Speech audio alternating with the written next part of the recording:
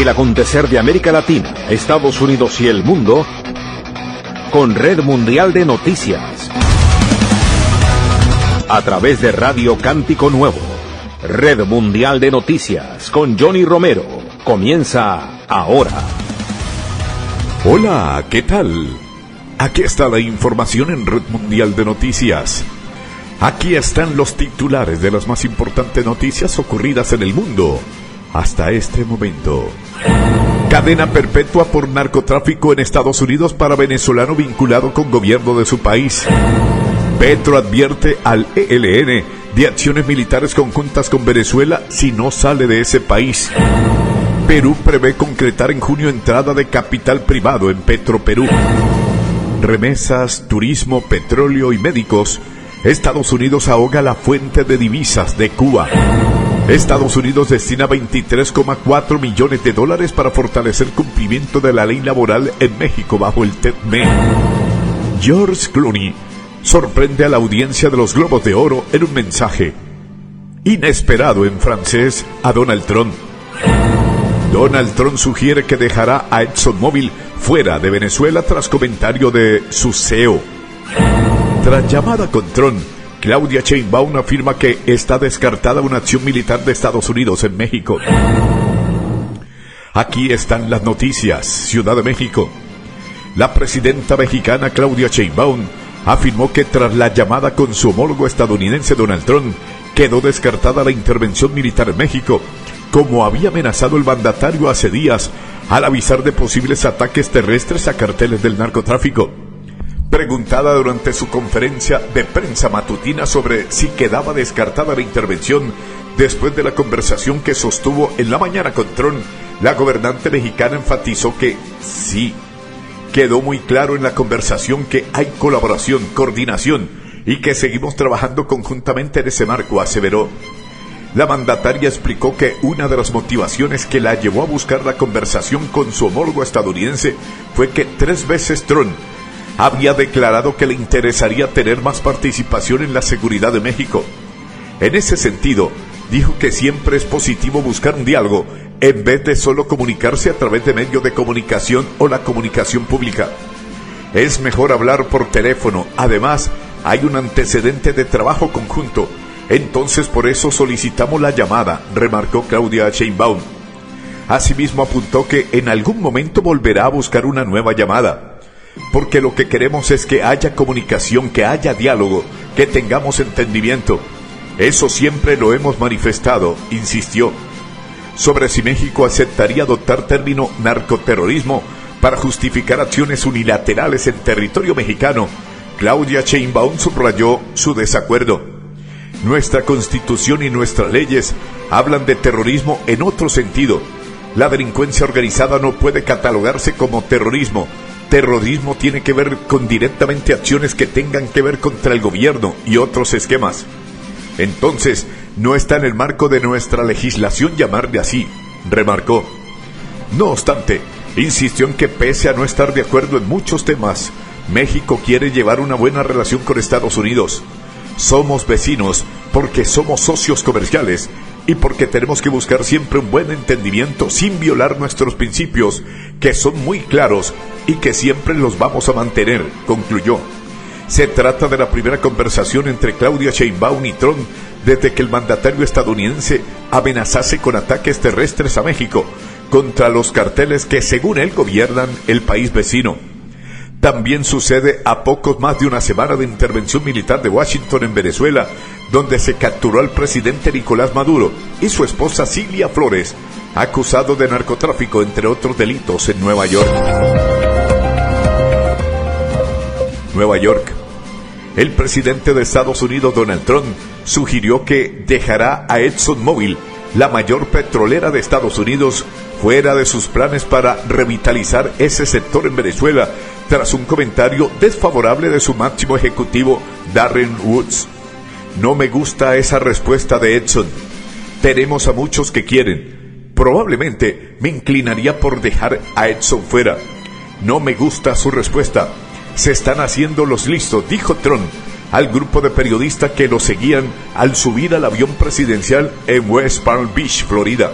Trump mantuvo una reunión con los ejecutivos de las grandes petroleras del mundo y frente al apoyo general que expresaron, Woos opinó que Venezuela es ininvertible, de acuerdo con las construcciones y marcos comerciales disponibles actualmente en ese país.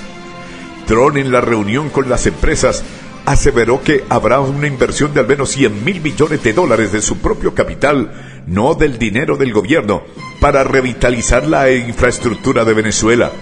La secretaria de Energía, Chris Green, aseguró que la opinión de Exxon es atípica al afirmar que hay al menos una docena de compañías listas para volver a Venezuela tras el ataque militar estadounidense que derivó en la captura del presidente Nicolás Maduro.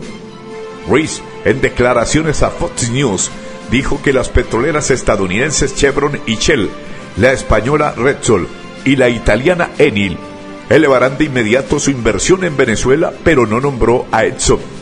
Trump decretó una emergencia nacional para proteger en cuentas del Tesoro de Estados Unidos los ingresos por las ventas del petróleo de Venezuela, lo que evitaría que acreedores de la deuda externa venezolana reclaman los fondos. Nueva York. El juez estadounidense Alvin Hellerstein ordenó apartar al abogado Bruce Fein de la defensa del presidente venezolano Nicolás Maduro en el caso que afronta en Nueva York, señalando que no fue contratado por el líder chavista. Si Maduro quiere contratar a Fein, puede hacerlo. Fein no se puede designar él solo como representante de Maduro, indicó el magistrado en una orden publicada en el archivo del caso, en la que aprueba un reclamo del abogado principal de la defensa, Barry Pollack. Fein, un veterano letrado especializado en derecho constitucional, pidió integrarse en el caso bajo la figura legal Pro Advice, que permite a un abogado representar a un cliente de manera ocasional y temporal, previa aprobación judicial, sin estar colegiado en la jurisdicción, algo necesario para ejercer. El juez Pollack dijo al juez que había hablado con Maduro y éste le indicó que no le había contratado, por lo que lo autorizaba a reclamar que fuera apartado del caso. Atención, los Globos de Oro de 2026 siempre se anunciaron como una noche de alta costura y grandes apuestas, pero pocos esperaban una clase magistral de matices lingüísticos por parte del estadista más refinado de Hollywood. George Clooney, experto en el toque sutil, convirtió la alfombra roja en un campo de batalla transatlántico. Vestido con un elegante traje negro y pajarita, la estrella de High Kelly no solo estaba allí para celebrar el cine, estaba allí para recordarle al mundo y a un ocupante específico de la Casa Blanca que ahora es un orgulloso ciudadano de la República Francesa. Clooney, nominado a Mejor Actor del Musical o Comedia por su papel en High Kelly, aprovechó su momento de protagonismo para subrayar su nueva identidad europea. De pie junto a su esposa Amal, quien dominaba la sala con un vestido rojo fruncido de Balmain, Clooney eligió sus palabras con la precisión de un cirujano. Al subir al escenario para presentar los honores finales de la noche, el ambiente ya estaba cargado de un trasfondo político. La élite de Hollywood dedicó la noche a rendir homenaje a Ronnie Wood, luciendo pins de Eyes Out. En sus solapas, una protesta silenciosa pero contundente que preparó el terreno para la actuación vocal de Clooney. El movimiento Eyes Out, que cobró fuerza en redes sociales durante la ceremonia, se centra específicamente en las controvertidas políticas de inmigración que se han convertido en el centro de atención de las recientes campañas políticas. Bonsoir, mes amis, comentó Clooney con la voz suave que ha definido sus 3 décadas de carrera. Es un honor estar aquí. Para quienes no dominan el francés, simplemente les ofreció un cálido saludo y les indicó que era un honor que él estuviera allí. Sin embargo, en el contexto de la disputa entre el actor y Donald Trump, la decisión de hablar el idioma de su nuevo hogar fue todo menos sencilla. El momento se hizo aún más conmovedor cuando su protagonista de Ocean 11 y viejo amigo, Don Cheadle, se unió a la diversión con un bonsoir. El dúo estuvo presente para presentar el Globo de Oro a la mejor película que finalmente fue otorgada a Hartnett. La participación de Charlie en el saludo fue vista por muchos como un frente unido de la vieja guardia de Hollywood que se oponía a la retórica que a menudo les dirigía Truth Social. Sin embargo, aunque la película se llevó el premio, Internet se interesó mucho más en el intercambio verbal entre líneas. Los usuarios de redes sociales en X, antes Twitter, analizaron rápidamente el intercambio. Es divertidísimo que George Clooney se burle de Donald Trump por haberse burlado de que ahora es un ciudadano francés, comentó un espectador mientras que otro bromeó. Sé que Trump está dando puñetazos al aire ahora mismo. George Clooney ha vuelto a Estados Unidos, al Globo de Oro. La historia de fondo de este duelo lingüístico comenzó el año pasado cuando Donald Trump recurrió a Truth Social para burlarse de la decisión de los Clooney de mudarse. Buenas noticias. George y Amal Clooney, los dos de los peores pronosticadores políticos de todos los tiempos, se han convertido oficialmente en ciudadanos franceses, escribió Donald Trump antes de lanzarse a una crítica de las políticas migratorias francesas que calificó de horrendas, como las de Sleepy Joe Biden.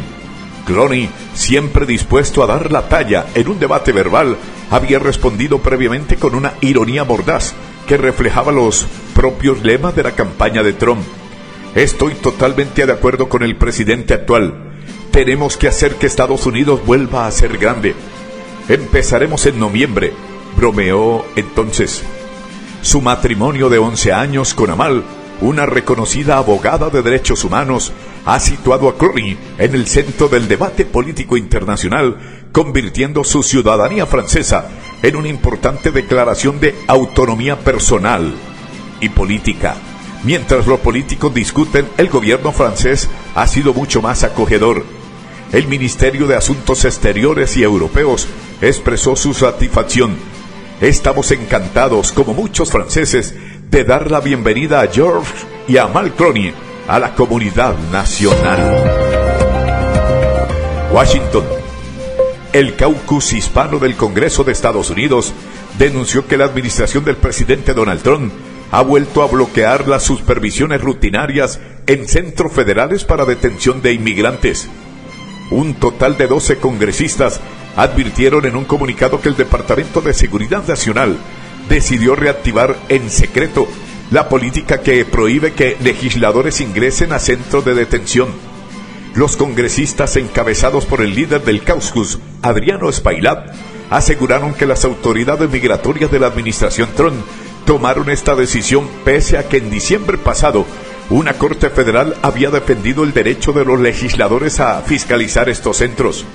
El comunicado agrega que la medida preocupa por suceder una semana después de que un agente del Servicio de Inmigración y Control de Aduanas ICE acabara con la vida de una mujer en Minneapolis de un disparo. Los congresistas intentaron ingresar a un centro de detención en Minnesota la semana pasada, pero se encontraron con una prohibición expresa de la secretaria de Seguridad Nacional, Kristi Noem, para evitar su ingreso, un caso que ha sido elevado a una corte federal. De acuerdo con datos oficiales del ICE, al menos 10 personas fallecieron en centros de detención bajo la custodia de esta agencia entre 2024 y 2025.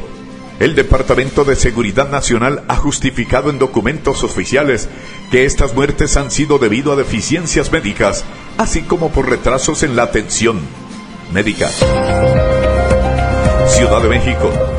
La presidenta de México, Claudia Sheinbaum Pardo, expresó su confianza en que el proceso de revisión del Tratado entre México, Estados Unidos y Canadá, TEPME, previsto para este año, concluirá de manera positiva, pese a las tensiones que puedan surgir, al considerar que mantener el acuerdo comercial conviene a los tres países.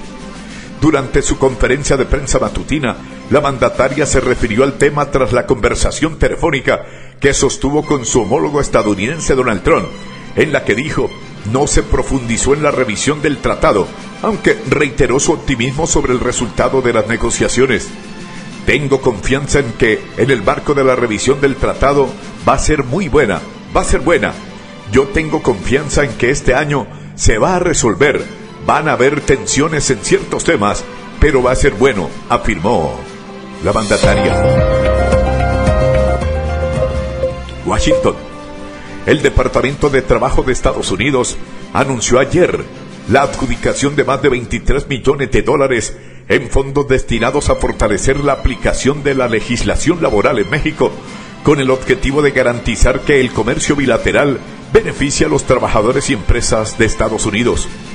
El departamento otorgó $15.4 millones a Partners of the Americas y $8 millones a otra organización para apoyar los esfuerzos con el gobierno de México, el sector privado y los trabajadores para hacer cumplir las leyes laborales y asegurar el cumplimiento de las disposiciones del Tratado entre México, Estados Unidos y Canadá, TEDME.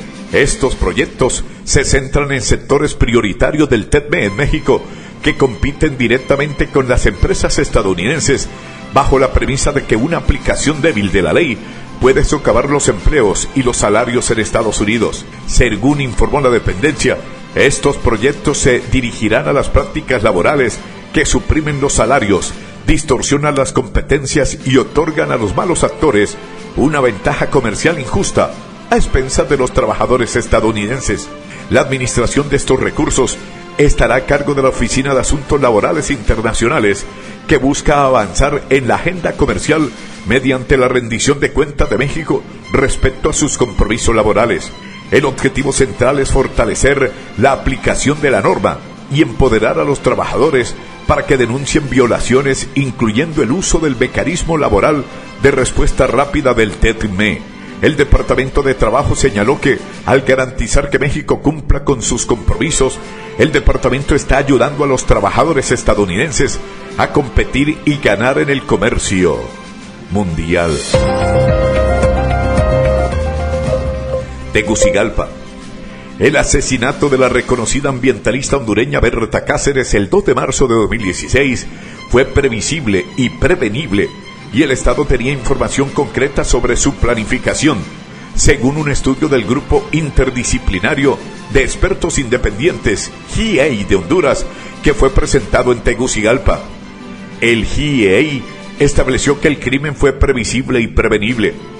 Existía información concreta en manos del Estado y en tiempo real que alertaba sobre su planificación, incluyendo interceptaciones telefónicas en las que se discutía explícitamente el asesinato, se negociaban pagos, armas y logísticas, y se hacía referencia a decisiones adoptadas por niveles superiores, subraya el estudio, que fue presentado en la Secretaría de Relaciones Exteriores. El voluminoso estudio añade que a partir del análisis de cientos de horas de intervenciones telefónicas obtenidas en el marco de una investigación penal iniciada en 2015, el GIEI constató que Mariano Díaz Chávez, militar en activo y posteriormente condenado como autor material del asesinato, contaba con acceso a armas, logística y personal armado, y utilizaba redes vinculadas a estructuras de seguridad para coordinar operaciones ilícitas. Ciudad de Panamá. El expresidente panameño Ricardo Martinelli, asilado en Colombia, se declaró inocente ante un tribunal de acusaciones de haber lavado dinero de los sobornos de la constructora brasileña Odebrecht. Martinelli, quien compareció por videollamada, comenzó a ser juzgado ayer en un tribunal de causas penales de Panamá, junto con otras veintena de personas que también rechazaron los cargos. Soy inocente, no soy responsable, se limitó a decir el exmandatario de 73 años, con el ceño fruncido y vestido con un suéter negro, al ser preguntado por la jueza Beloisa Martínez si se sentía responsable por los cargos que se le imputan. Sin embargo, la fiscal anticorrupción Ruth Murcillo aseguró a su llegada al tribunal que el Ministerio Público va a sustentar la condena para los imputados por blanqueo de capitales.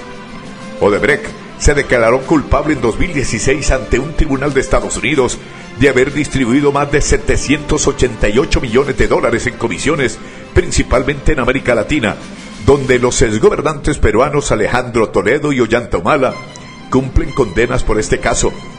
En Panamá, la empresa reconoció haber pagado $59 millones en sobornos por la adjudicación de contratos durante el gobierno de Martinelli, cuando se construyó el metro, la moderna vía costera de la capital y la ampliación del aeropuerto. Martinelli, que se arriesga a una condena de 12 años de cárcel, sigue la audiencia virtualmente porque se asiló en Colombia en 2025 para evitar su detención por una pena de casi 11 años de prisión, en otro caso de blanqueo de capitales. San Salvador. La encargada de negocio de la Embajada de Estados Unidos en El Salvador, Naomi Fellows, reafirmó que las relaciones entre ambas naciones son cercanas y estrechas y que siempre serán fuertes, a la vez que invitó a los salvadoreños a participar en los actos que se llevarán a cabo en San Salvador para conmemorar los 250 años de la independencia estadounidense. Las relaciones con San Salvador continúan siendo unas relaciones muy estrechas, muy cercanas. Somos colegas en temas de seguridad, de desarrollo económico, en términos de migración y en tantos temas. Seguirá siendo una relación muy cercana y siempre será fuerte, dijo Fellows en una conferencia de prensa en la sede diplomática. Además, la encargada de negocios destacó que el flujo de migrantes salvadoreños que intentan llegar a Estados Unidos ha bajado drásticamente entre 2024 y 2025 y consideró que esto no va a cambiar. La Habana. La estrategia estadounidense de ahogar económicamente a La Habana para que caiga por su propio peso no es nueva para la administración de Donald Trump, pero tras la captura del presidente venezolano Nicolás Maduro, se le ha dado una vuelta de tuerca retórica y material. Desde la llegada a la Secretaría de Estado de Estados Unidos de Marco Rubio, adalid de la línea dura contra La Habana, se han sucedido las sanciones que buscan estrangular las fuentes de divisas de Cuba, un país en una crisis total que importa el 80% de lo que consume. El presidente de Estados Unidos, Donald Trump, se estrenó en el cargo devolviendo a Cuba la lista de países patrocinadores del terrorismo, una medida con serias implicaciones financieras, y este fin de semana, casi un año después, advertía que a la isla no iba a llegar más crudo venezolano. No habrá más petróleo ni dinero para Cuba, cero, afirmó en un mensaje en redes sociales, luego de asegurar en varias ocasiones la semana previa que La Habana está a un punto de caer y dejando entrever que la salida de la ecuación del presidente de Venezuela, Nicolás Maduro, puede ser el golpe de gracia. Lima. Perú espera firmar los primeros contratos con capital privado para reactivar la estatal Petroperú en junio, antes de que culmine la gestión del actual gobierno, dijo la ministra de Economía y Finanzas. Denise Miralles, titular del sector, afirmó que con la inclusión de privados se busca proteger los activos estratégicos de Petroperú, compartiendo riesgos con el Estado para asegurar la continuidad de las operaciones de la empresa. Petroperú era inviable seguir transfiriendo recursos para pagar deudas, sin metas ni exigencias de mejora, no iba a resolver el problema, dijo Miralles en un comunicado. La meta central de estas acciones es concretar hacia el mes de junio la suscripción de los primeros contratos con capital privado. Quito. Nadie quedará impune, advirtió el ministro ecuatoriano del Interior, Johnny Reinberg, al confirmar la entrega por parte de Colombia del exconcejal correísta ecuatoriano Miguel Morocho Rodríguez, requerido por el presunto delito de tentativa de asesinato y quien fue detenido en el país vecino cuando intentaba salir hacia Venezuela. Que quede claro, nadie quedará impune, subrayó Reinberg, al adjuntar un mensaje de su ministerio con fotografías de la entrega de Morocho en el fronterizo puente de Rumichaca. Bogotá. El presidente de Colombia, Gustavo Petro, advirtió que su gobierno avanzará en acciones conjuntas de tipo militar con Venezuela si la guerrilla del Ejército de Liberación Nacional, ELN, no se suma a la paz y no abandona territorio venezolano. Si el ELN no se une a la paz, abandonando Venezuela, habrá acciones conjuntas con Venezuela de tipo militar, afirmó el mandatario en un largo mensaje publicado en X, en el que insistió en que su gobierno no negociará mientras esa guerrilla mantenga las economías ilícitas y el reclutamiento de menores. Petro responsabilizó al ELN de haber destruido un acuerdo previo a sangre y fuego en aparente referencia a la suspensión de los diálogos de paz en enero de 2025, cuando el gobierno los congeló tras acusar a ese grupo de cometer crímenes de guerra en la región del Catatumbo, donde enfrentamientos con una disidencia de la FARC dejaron más de 30 muertos. Nueva York. Un juez federal dictó la pena de cadena perpetua y 30 años de cárcel adicionales para el venezolano Carlos Orense Azócar, condenado a 2023 por delitos de narcotráfico y tráfico de armas, al que la fiscalía vincula con el gobierno del país suramericano. Orense, de 70 años y apodado El Gordo, es uno de los traficantes de cocaína más prolíficos a los que se ha sentenciado en este tribunal, responsable de la distribución de cientos de toneladas en Estados Unidos, dijo en un comunicado el fiscal para el Distrito Sur de Nueva York, Jay Clayton. El jefe de la Administración de Control de Drogas DEAS, Terrance Cole, señaló que sus vínculos cercanos con el gobierno de Venezuela le dieron recursos para ayudarle a evadir las fuerzas del orden y mover envíos masivos de cocaína en el hemisferio occidental. Según la investigación de las autoridades, al menos desde 2003, Orense se dedicó al transporte y la recepción y distribución de cocaína desde Venezuela hasta México.